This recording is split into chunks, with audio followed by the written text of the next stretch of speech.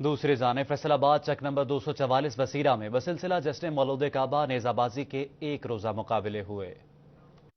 پنجاب بھر میں نیزہ بازی کے مقابلے دیہات کے کھلے میدانوں میں منعقد کروائے جاتے ہیں۔ چک نمبر 244 ریب وسیرہ کے میدان میں بھی یوم علی کے حوالے سے نیزہ بازی کے مقابلے ہوئے۔ ایک روزہ مقابلوں میں 65 کلبوں کی ٹیموں نے حصہ لیا۔ اس موقع پر تماشائیوں کی کثیر تعداد بھی موجود تھی۔ اچھا کھیل پیش کرنے پر تماشائی خوب داد دیتے اور خوشی کا اظہار کرتے دکھائی دیے۔ بہت خوشی ہوئی ہے جی، فیصل آباد کے اس علاقے چمیانہ وسیروں میں ایک نہایت ہی شاندار جشن کا سماع ہے۔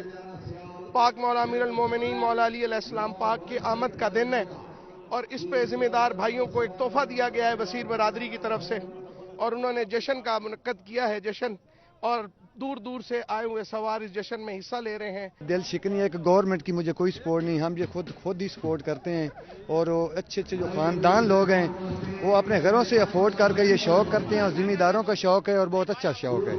نیزہ بازی مقابلوں میں طارق بابکا، فنور جمال منڈی بہاؤالدین، المدثر عباس وسیر، احمد علی وسیر آفیسر پٹرولنگ پولیس، حسین عباس سید بطور مہمان خصوصی شریک ہوئے اور اپنے خیالات کا اظہار کچھ یوں کیا۔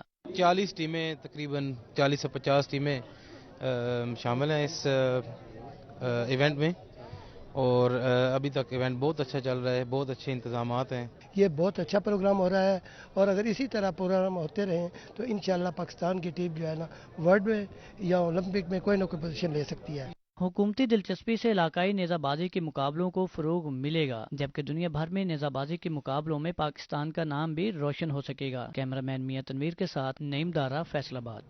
مزید خبریں شامل کریں گے لیکن ایک بریک کے بعد۔